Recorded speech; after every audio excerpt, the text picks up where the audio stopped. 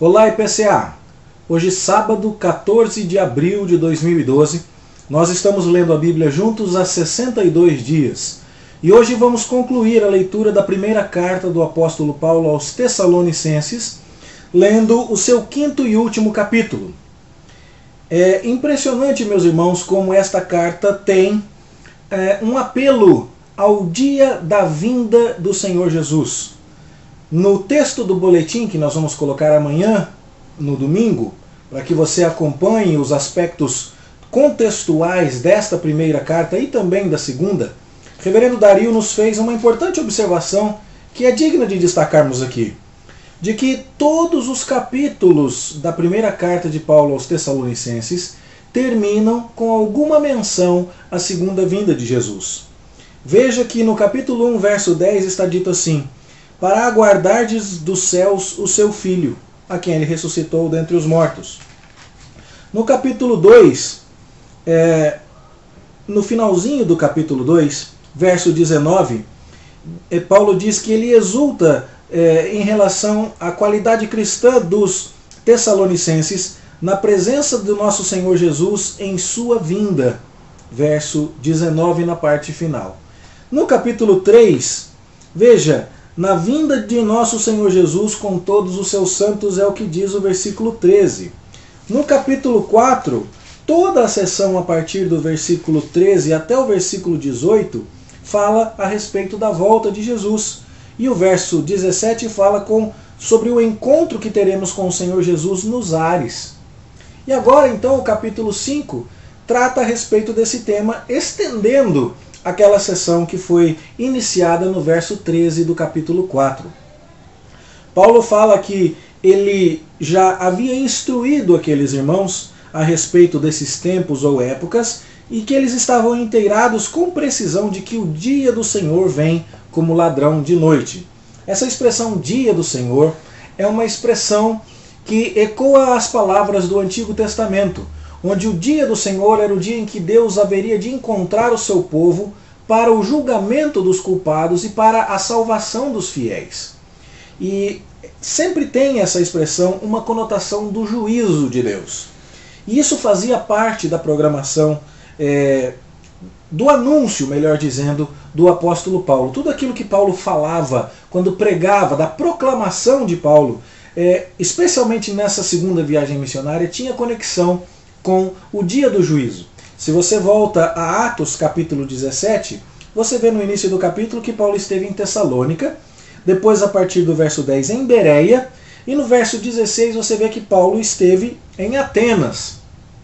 Logo depois de Atenas é que ele segue para Corinto, onde recebe Silas e Timóteo, e de Corinto escreve esta primeira carta à igreja em Tessalônica. No capítulo 17 de Atos, verso 31, onde estamos vendo o final do discurso de Paulo na cidade de Atenas, nós vemos o que o Paulo diz assim: porquanto estabeleceu um dia em que há de julgar o mundo com justiça, por meio de um varão que destinou e acreditou diante de todos, ressuscitando-o dentre os mortos.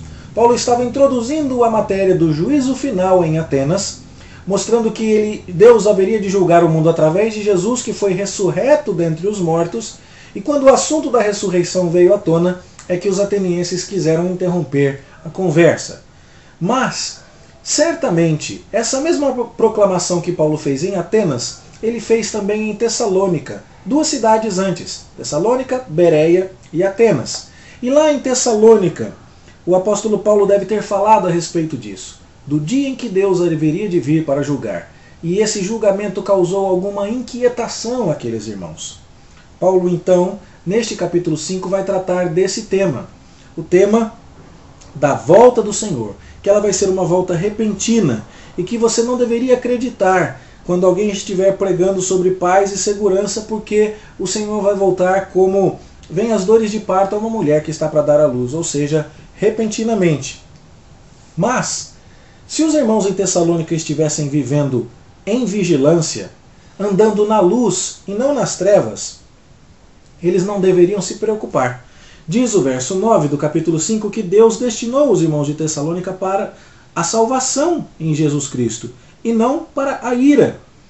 Então, não é um dia para se temer, porque afinal de contas aqueles irmãos não estavam nas trevas, como diz o verso 4, mas eles estavam na luz e, portanto, deveriam andar na presença de Deus em retidão, em santidade de vida e apercebidos, vigilantes, preparados para essa volta.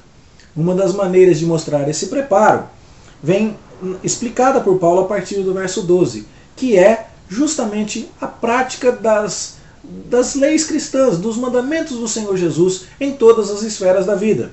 Então Paulo dá diversos preceitos àqueles irmãos, que respeitem a liderança, que vivam em paz uns com os outros, que aconselhem os insubmissos, que consolem os desanimados, que amparem os fracos, que tenham paciência com todo mundo, que sempre se alegrem, que orem constantemente, que sejam gratos em seus corações, que não desprezem as profecias e que dessa forma, portanto, vivam de maneira vigilante, vivam na prática uma vida que caracteriza aquelas pessoas que estão preparadas para o dia em que o Senhor vai voltar. Se eles viverem assim, eles serão pessoas que estarão preparadas para o dia em que Jesus voltar. E então não terão qualquer motivo para temer esse dia. Pelo contrário, eles deverão ser conservados, íntegros e irrepreensíveis, diz o verso 23, na vinda de Jesus. Jesus vai conservá-los assim e Jesus vai guiá-los assim. Pensemos nisso, meus irmãos, nós que temos a mesma esperança de Paulo, a mesma esperança dos Tessalonicenses, e estejamos preparados para a volta do Senhor. Esse é um assunto que precisa ser pregado constantemente na vida da igreja. Nós não estamos aqui definitivamente. O Senhor vem para nos buscar, para instaurar um novo céu, a nova terra, para consumar a nossa esperança. E nós devemos viver instruídos, apercebidos, vigilantes e praticando o bem. É com esses preceitos e com essas instruções que o apóstolo Paulo encerra a sua primeira carta aos Tessalonicenses. Que isso seja verdade na minha vida e na sua. Vamos orar? Senhor Deus, ajuda-nos a estarmos apercebidos, atentos, vigilantes, instruídos e assim preparados para a volta do nosso Redentor Jesus. Abençoa-nos para que vivamos a vida autêntica de quem anda na luz e não nas trevas. Guarda-nos nessa bendita esperança. Nós te pedimos em nome de Jesus. Amém.